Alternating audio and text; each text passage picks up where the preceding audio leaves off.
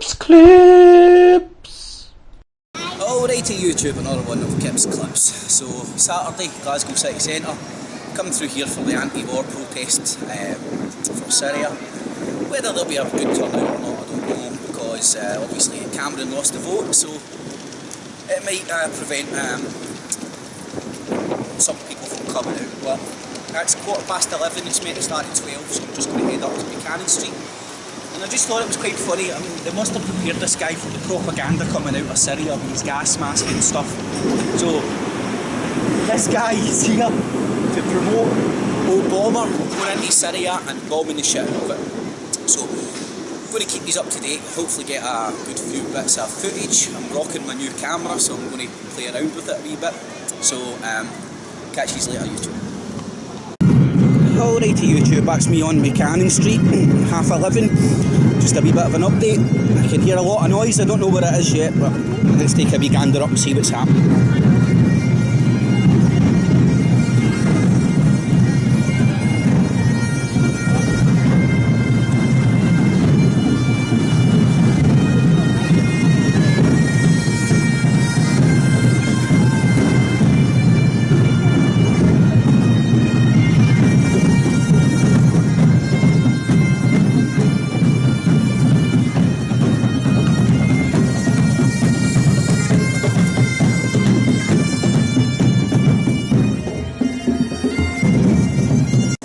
Alrighty YouTube, just a wee bit of an update. So, Gun, the only ones on show again? Well, that's not so true, there's actually a couple of dudes over there.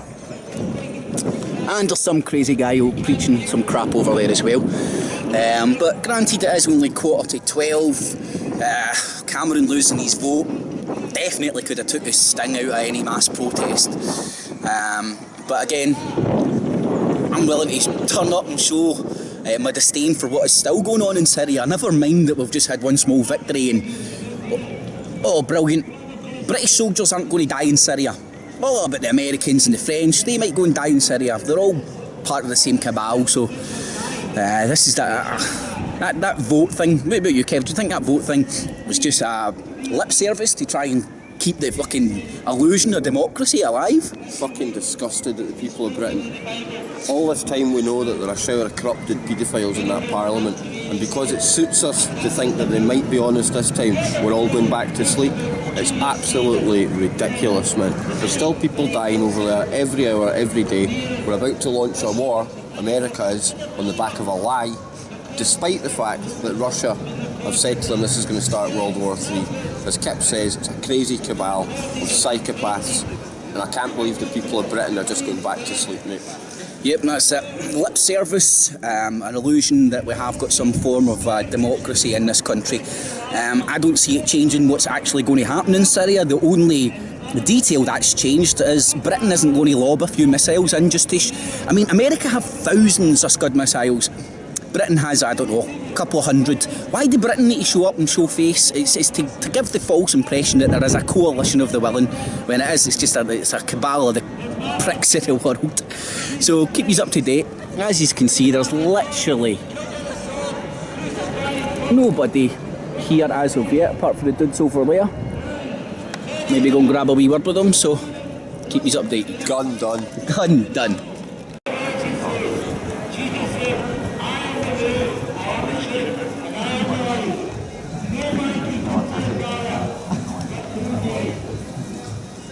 Somebody's to unplug him pretty soon, man. Nice. It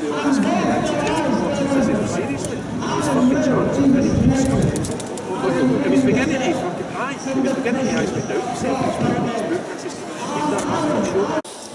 Alrighty YouTube, just a wee bit of an update. 12:05, and thankfully, more people are beginning to show up now.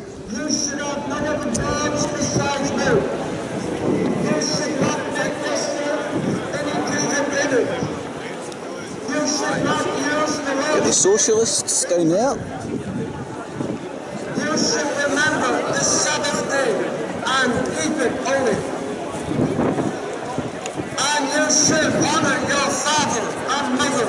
We have some religious nuts down there. And you should not commit adultery. And you should not United States, and you should come. Right, and you should come. To make a Savior to everybody in the name of the name of Jesus. Jesus Christ can save you this day from the wrath of God and judgment to them. He was crucified on the cross. He died for your sin, but he rose again on the third day. And the Bible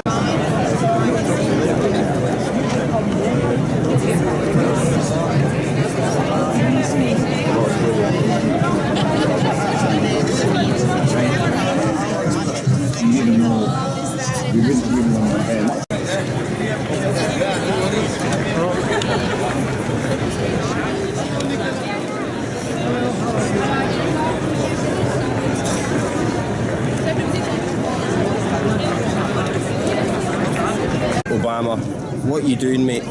You're standing at the precipice of World War III here. You're meant to be the president of peace.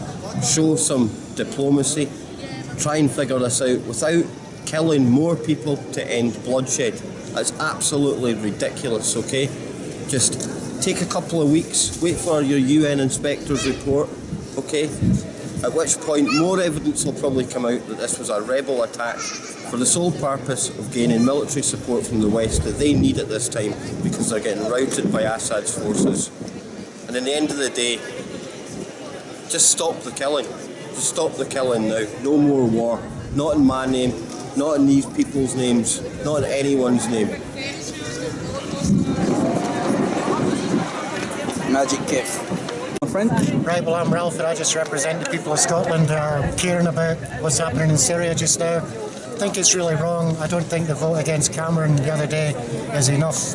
We need more than that. There's a nice turnout considering the short space of time this was organised, and hopefully we can do something about this.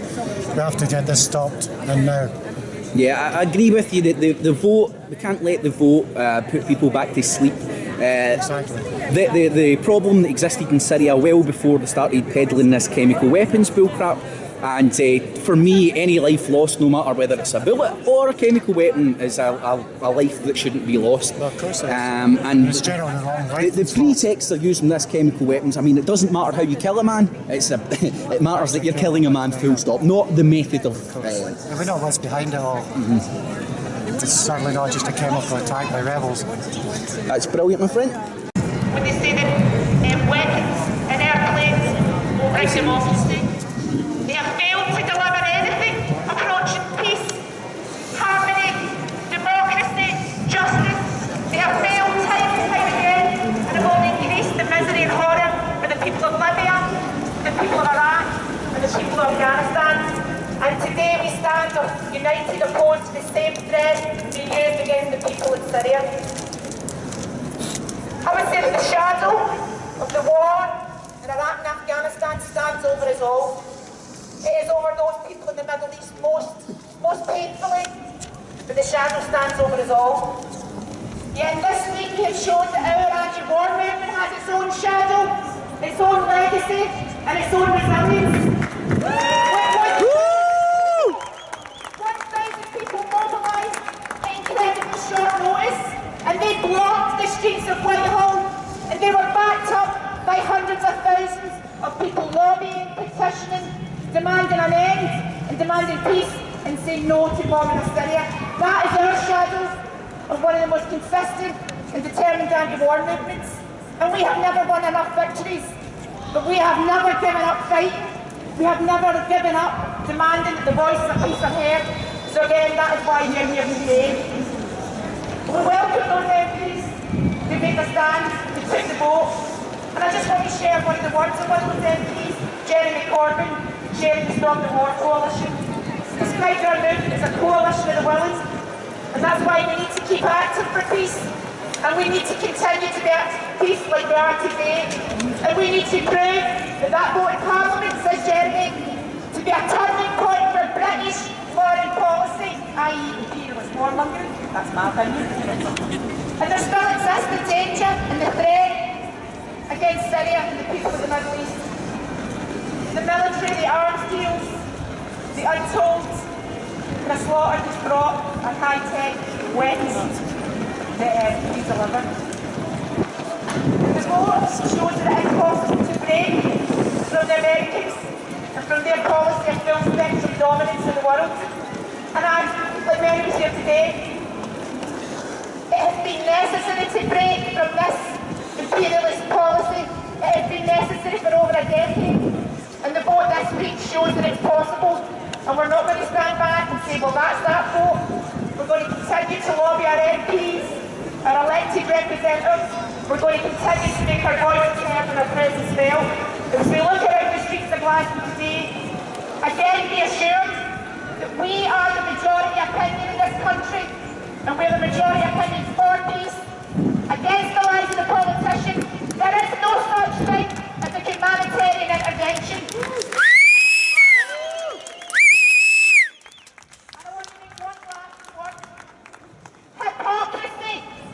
Hypocrisy of the highest order. The government has backed Saudi Arabia, backed Bahrain, they backed Israel to the hill. They denied us the images of dead Palestinian children on TV because the British public weren't ready for it. We take no lectures in chemical weapons from America or Britain, who have used them in Iraq and Vietnam. And we stand today united with the people of Syria and for self-determination for the people of Syria and the whole of the Middle East. So we stop Cameron, now stop Obama, hands off Syria, no rest of it.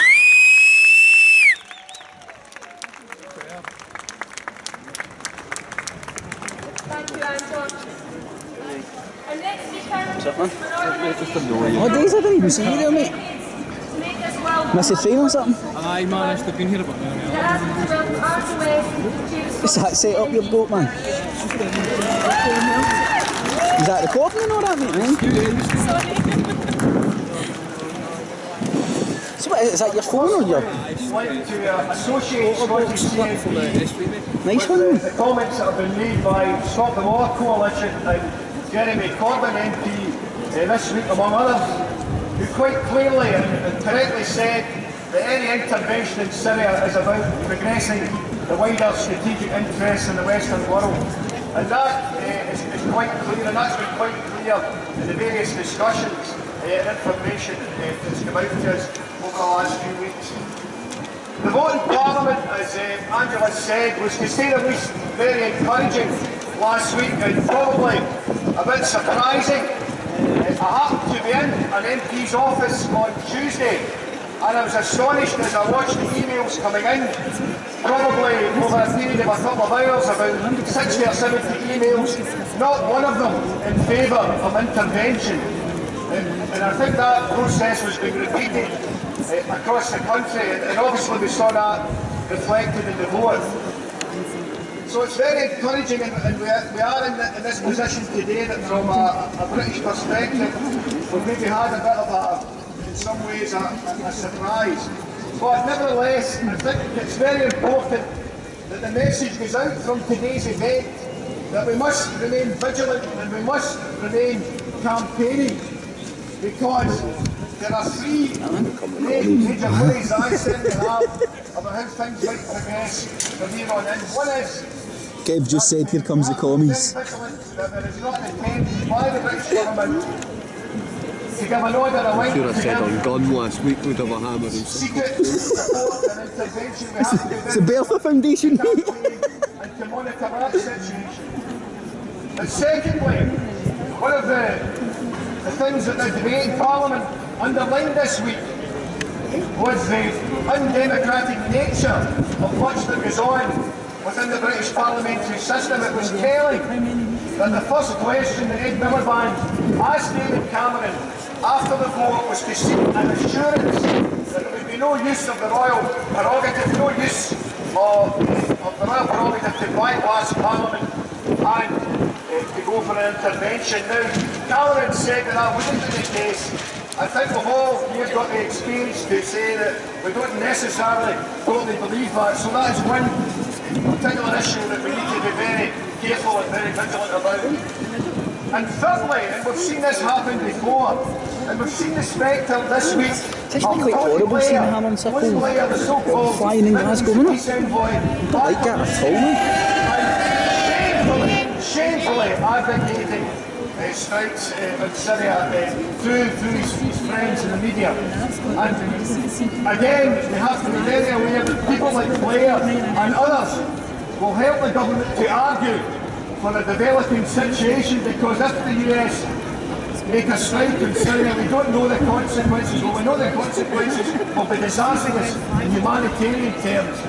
But in terms of the detail of how things work out, we have to be very, very careful that there is not use of the arguments of a developing situation, and that Britain then has to review its position in relation to non-intervention. So although the vote was encouraging last week, I think we still have to be on our guard that there is any move away from that position. It's really good to see people here today. We're very happy within Scottish CND to support the initiative by Stop the War Coalition, and we acknowledge that that was starting today. But I think the message has to go out from today that we continue campaigning, and we continue campaigning, and the evidence this week is his camera's getting up on names, guys. we continue to win the arguments, and the evidence is there this week. Thanks very much.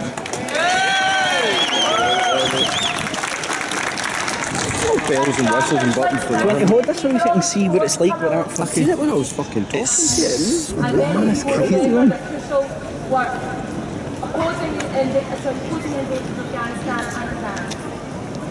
Our next speaker is a long-time anti-war activist and also someone who's worked for many years with people who've been directly affected by the wars across the world, and particularly affected by the imperialist wars waged by Britain and by America.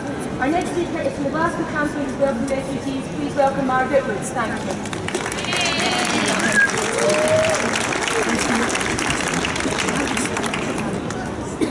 Hello, friends and sisters and brothers. I find it quite sad that we are back having the need yet again to have anti-war demos.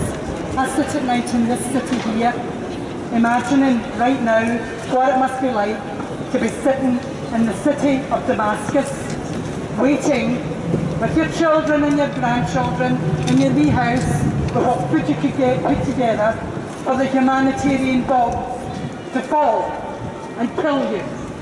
What when you think about it must that be like right now? Oh, Jesus. Nicola said, I have worked now for nearly 13 years with refugees from all parts of the world that come to Scotland to seek asylum, and huge numbers of them have come from countries humanitarian bombed by America and Britain, or with the bombs that did fall on them and the wars that did happen to them fomented by America and Britain, and the weapons sold to people, including chemical weapons, by America and Britain. Thatcher, Blair, Cameron are three of the biggest arms merchants in this world. Cameron intends to go on yet another arms sale mission, a tour of all the Middle Eastern despots who oppress their own people, who kill and murder their own people and others. That's who we are dealing with here. And I would second Arthur. It's brilliant, and it is a victory for our movement that they could not vote for war the other night. But there is a second vote, and there is no end to the depth of their ability to betray us and to betray democracy, which is why I'm glad that we are here today, and we have to make sure we keep this movement going, because we cannot rely on a word they say. Be liar. I'm going to talk a wee bit here now about humanitarianism. With the Syrian war, there are 1 million children refugees. There are more than that for refugees. Children alone, there are 1 million. Oxfam and the other NGOs cannot feed them, and they cannot medicate them, and they cannot shelter them. The money from other countries, including the European Union, is a pittance.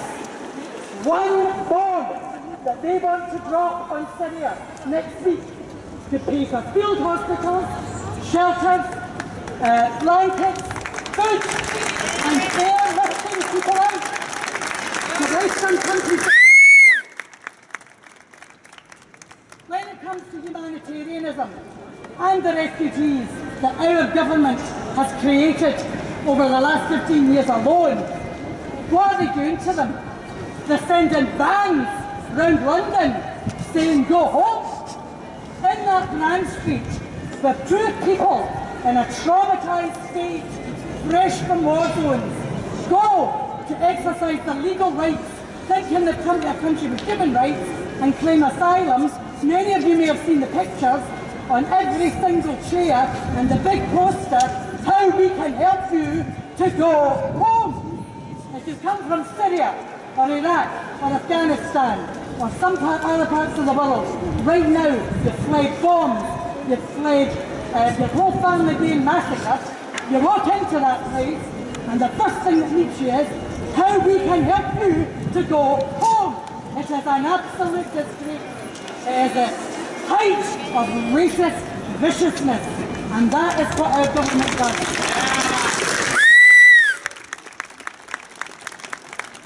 I'm proud to be in Glasgow. I'm proud of this demo. I'm proud of all the anti-war demos, and I'm especially proud of the anti-racist and anti-fascist demos we have built in this city, and the defence, the constant defence of refugees that we have built in this city over many, many years. And we have saved not just hundreds effectively, but thousands of people being deported back to horrors and dreadful regimes. And should have brought my tripod, man. Not bombs. And when you think about it, you know, who committed the last atrocity of chemical weapons on Fallujah? White phosphorus. America and Britain. White phosphorus in Gaza as well. So much they can that the endless generations of children are deformed, and they're talking about, you know, atrocities. Of course it was an atrocity, but these people have no answer to the atrocities. The people of Syria themselves and the Middle Eastern countries, the movement that has been built to topple these dictators, that is the answer for the Middle East. And what we have to do is stop them being bombed, help them when they're refugees, and support them in their struggle for freedom and democracy. And in the process, we might try to get a wee bit more democracy here while we're about it. And I would ask you to keep your eyes open, because as far as that Grand Street is concerned, yet again we're going to be outside there to tell them to take those posters down and treat people properly. There'll be a demonstration quite soon, so watch for that. Let's show them that we are the people who understand humanitarianism. We are the people who will help our brothers and sisters across the world to make a stand against dictatorship and war. Thank you. Yeah.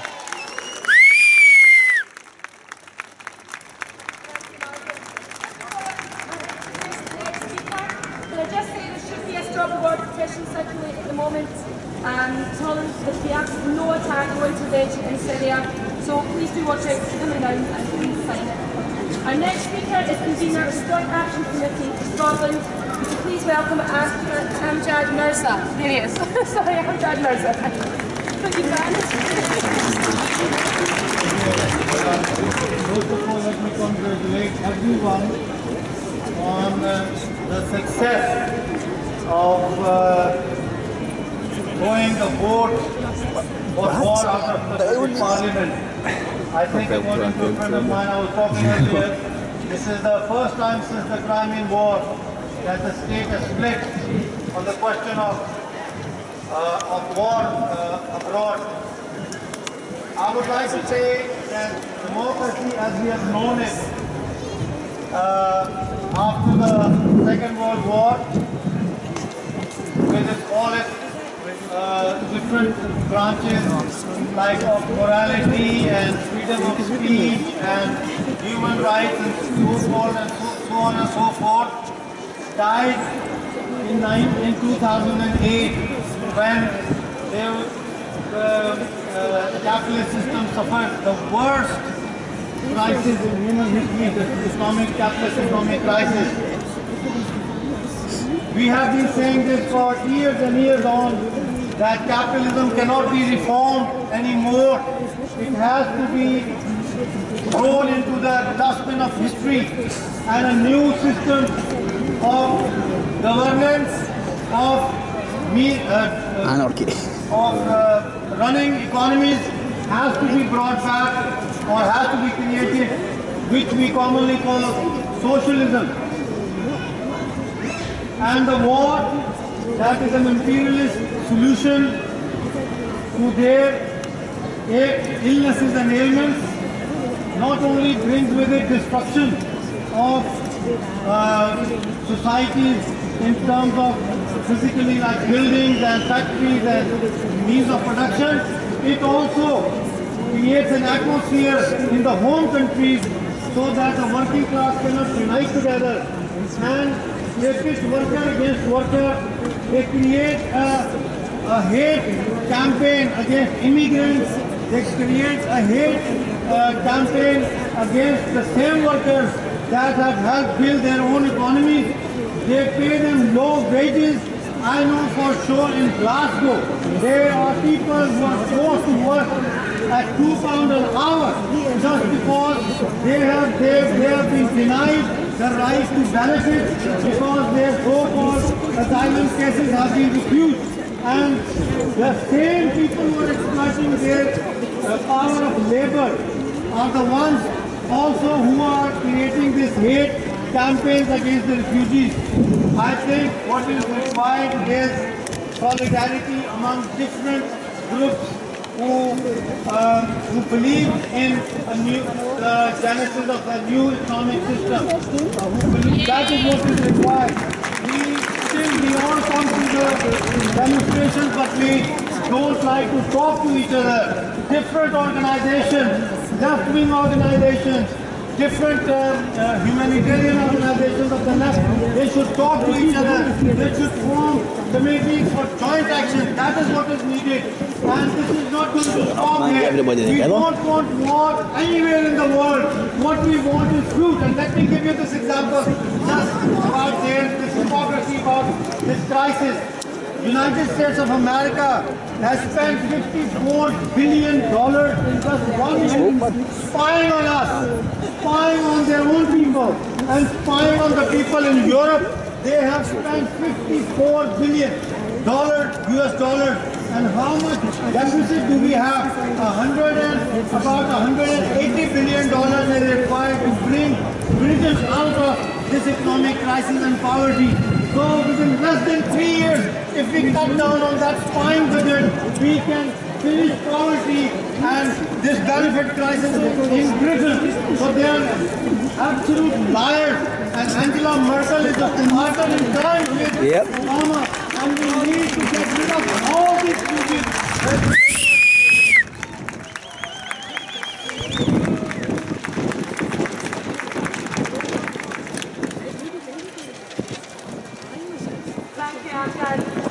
Our next speaker comes to represent the Scottish National Party.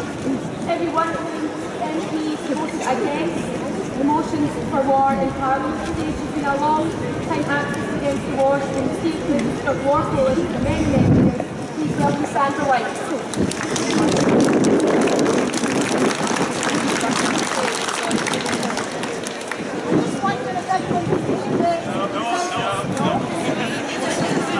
Mic check.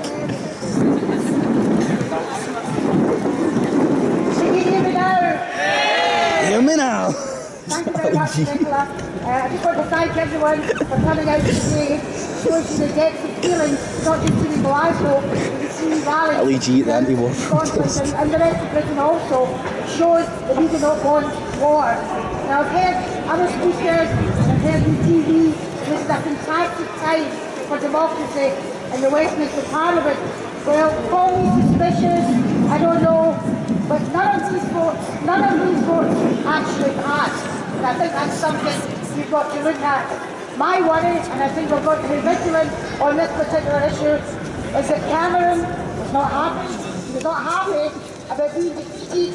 My worry is to look at something other legal areas to make sure they take part in what would be an illegal strike on Syria. So I think we have to be very careful to say that democracy happened in Westminster this week. I don't think it did. I think they got a shock simply because the people of this country said enough's enough, and what we've been saying for years, not in my name. That's what happened in Westminster. My friends, I've been in Lebanon, I've been in Syria, and like others, been in Palestine, West Bank as well.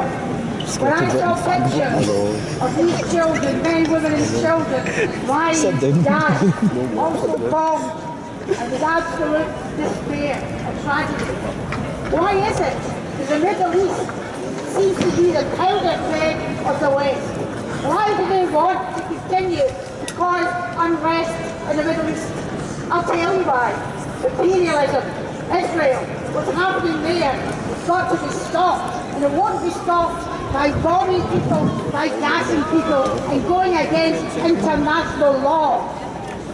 We have got to make sure that we tell everyone, not just their MPs and others in higher echelons, Obama and the rest of them, we've got to make sure that we tell them that we stand for justice, we stand for truth, and we will not get the truth if America and France and the other allies, Turkey included, go in and bomb the Lebanese people. Because believe me, they will hit Lebanon, they will hit Syria, will they hit the perpetrators of the gas bombs and the attacks? And let's be honest here, we don't know if it was Assad that did this. We have no evidence yet. Well said. It wasn't Assad. We know exactly who caused these atrocities before once again we act out with international law. The UN says if a strike takes place, it's against international law. Well, I say if anyone breaks international law, they should be tried with a war crime. They should be tried with a criminal. And we must make sure we are the people who say that to our elected members. Check out George Galloway's The Killing of Tony Blair. They say they won't land in Syria. Oh no, they'll just fire cruise missiles from offshore. My goodness, that makes you feel safe, doesn't it? And when you do listen to the reporters who are in Syria and in Lebanon, they tell you that the perpetrators, the people with the money, the people with the power, are bunkered down. Who are the people who are going to suffer from this? The ordinary people like you and I, who we should be here to protect, not bomb, maim and kill. I just want to say one more thing, friends. I want to thank Nicola and everyone else in this Stop the War. They've been up here for many, many years without their organisation getting it all so quickly off the ground. We wouldn't be able to have rallies like this. This won't be the last rally we have, but we've got to make sure we shout out loud and clear to everyone, to every elected politician, to every parliament, not in my name. If that was a warning, this is another warning. Let the Middle East, let the UN, do the job. Let's find out who was responsible for this atrocity. No more bombing, nothing. Let's find the evidence first. Because believe you me, innocent people will die. Innocent people like you and I. Innocent people have died. Not the people with money, but innocent, poor civilians of the Middle East, that shall die. Thank you very much.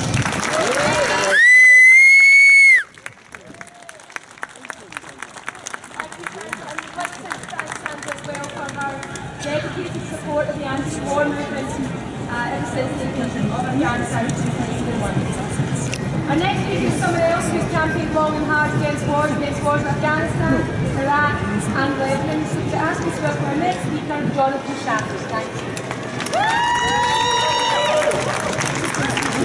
Malcolm Rifkin was asked in the parliamentary debate that why is it okay for Israel to use white phosphorus, for America to use weaponised white phosphorus over Fallujah, but yet when someone else does it, it turns out it's a case for humanitarian intervention. Hypocrisy. And Malcolm Rifkin replied, that's not a debate for just now, it's a debate for another time. It's not a debate for another time, because the hypocrisy that runs through every sinew of Western foreign policy over the last number of decades is the precise reason that so many people are opposed to what America, to what Britain and its allies have done in occupation after occupation and war after war across the world. And if you look now at the situation, people have talked about the ghost of Iraq. Every media commentator, almost every contribution to the debate in Parliament talked about Iran. And of course, the popular opinion which opposed that war has meant that it makes it politically difficult for anyone else, for any other government to go into another war of aggression. But let's say something else. Unless that opinion mobilised, unless millions took to the streets in 2003, unless there was an organisation that ensured that tens of thousands of people would march, not just before the Iraq war, but continue to march, continue to make the argument in the years that followed, then the argument now to oppose intervention in Syria would have been far, far weakened. That means that people power does work, that protest does make an impact, that we do have collectively the opportunity, we do have collectively the organisation possible to ensure that our impact is heard in the Houses of Power. But there's something else going on, because when Donald Rumsfeld, the hawk who took us to war in Iraq, says that he's not even convinced by the war in Syria, then you have to say that something else is going on as well as the power of the anti-war movement over the years gone by. And it seems to me that what we have just now is a crisis, not just in the recent parliamentary vote, but a crisis at the very heart of imperialism. We have a difference of strategy at the very centres of power. And that says to us, I think, that we now have the opportunity to press home our demand for peace, our demands against war, our demands for something else, for more crime tribunals, because we cannot move forward as a community, we cannot move forward as a world unless it's detoxified. That means everyone, from Kissinger to Blair, from Rumsfeld to Bush, all in front of the International Criminal Court, tried for war crimes, and in my opinion, jailed. Unless we do that, unless that happens, we will constantly be undermined by the hypocrisy, undermined by the double standards in this world. And it sees, I think, something else as well as that we have to continue this movement. If we, at this point in time, can mobilise up and down the country, there are thousands marching in London. It says that every single time they try and take us to war, every single time they bomb Gaza, there is a constituency of people now in Britain, a permanent constituency of people who are not only willing to say they oppose war, but they are willing to come out to the streets and to actively express that opposition in demonstrations, in direct actions, in public meetings, in forums and in gatherings, and we must continue that. The last point is this: there is another war taking place right now. And it's not using chemical weapons, it's not using stealth bombers. There is a war on every working person in this country. And David Cameron to have the cheek to turn round and say that a government is not treating its people well when it comes to Assad, and he's absolutely right about that, cannot at the same time turn round and say that he's treating us well when you have the bedroom tax, when you have people suicidal about the question of sanctions, about the question of the that over the question of the war, that over the question of the economic crisis, that over the question of austerity, we must march, not just in our tens of thousands, but in our hundreds of thousands at the Tory party conference, because on that day, we can deal a blow not to a strong government, but to a weak government that's now humiliated over the question of Syria. Let's also humiliate them over the question of austerity, and in that vein, let's make our contribution to a global movement of resistance, not just to war, not just to austerity, but to the governments and to the regimes that make our lives a misery. Corporate fascist regime. I like that good man, he's really good man. Do you know who he is now? Before I introduce our final speaker, can I just echo what a lot of speakers have said, that we need to remain vigilant on this. The anti-war movement won on Thursday night. The people in this country won on Thursday night. It doesn't mean that they will try to find other ways to back their mentality contact the Stop War Coalition, to do so over the internet, email, the website. Great speech, man. Enjoyed that. And we can let you know of any upcoming events, any demonstrations like this, or any activities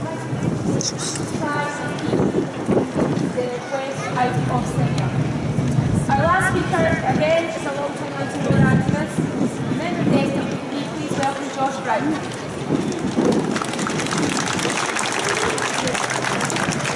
Wonderful to see everybody here today. I'm so proud of what we've been able to do this week. It is a historic event. I was talking to someone in the crowd earlier and they were saying that apparently it's year 17-something was the last time that a British Prime Minister was against a war or was in favour of a war but wasn't able to go. So let's say that we're opening a new chapter in history. Let's title it Democracy. Do you know what war it was as well? American war. Have spoken that we don't want war. Let's declare war on poverty in this country. Let's spend money on welfare and not warfare. The United Nations has just left Syria this morning after doing investigations of the use of chemical weapons. Interesting thing is the United Nations is also in the UK at the moment doing an investigation. What is this investigation about? It's an investigation into the link between the Tory condemned government's bedroom tax policy and suicides, which have been happening up and down this country. People saw a woman called Stephanie Bottrell killed herself and took her own life, left a note talking about the bedroom tax and how the last little bits of dignity that she had been stolen by this condemned government. See, yesterday in Fife, a man so desperate, he went into the housing office and slit both of his wrists, saying, "If you want my blood, that's all I have left to give." We've said that from the beginning. No blood for oil. We have to mean that in other countries as we mean it in our own country as well. We need to stand up against David Cameron. I'm up at the Royal Concert Hall, man, at the protesting. Very weak right now. We have to take him now. He needs to be held accountable for the people that sorry, where are you? Alright, so where are you going? Where will I get you? Where's Campertown? I don't know.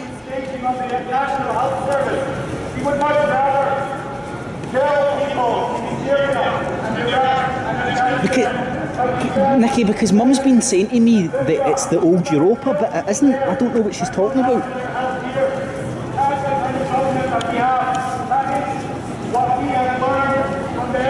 Right, so where can I meet you then? Because I don't know where I'm going.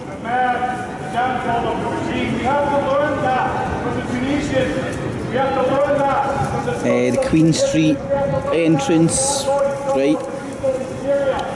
The people in Syria have been putting their lives on the line for over 2 years now. What subway? Democracy in their country. Can you come up to the concert hall, Nicky? Because I don't know where you are. For a regime which does the bidding of the people. If they can put their lives on the line, and we can come out here today, and we can have this demonstration, and we can defeat like the Burger King bit, Europa's. At number 10, we can tear down. Right, okay, right. I'll give you a phone when I'm there, alright? Right, catch you after. When we went to Egypt in the days following the downfall of Mubarak, 2011, a fantastic time in world history and inspiration. And we spoke to socialists there and said, what can we do for you? We'll go to the trade unions and pass motions. We'll bring you donations. We want to help you to further the revolution. They said, we won't take your money. We cannot be corrupted by international influence. We have to do it for ourselves. And we were heartbroken. We said, well, what can we do? They said, go back to your country and make a revolution there. That is what you can do, because we need more democracy. We need the people to be in charge of the way that the money is spent. We We give our tax money into this government, Means and we then they're only- more than happy to write a blank need more check, democracy. going and killing men, women and children around the world. What they need to do is look after the poor and the disabled. Democracy in this does not country. work. We need to see the back of this government, and we need to make a bit of democracy in this country, as inspired by the Tunisians and the Egyptians. 51% of the people should never be able to tell the other 49% what to do. Hands off Syria and let the people make their own democracy. And it's the small fact that they try and hide from the American Constitution that it isn't a democracy, it's a constitutional republic. Thank you, Josh. Before we sort of get to a close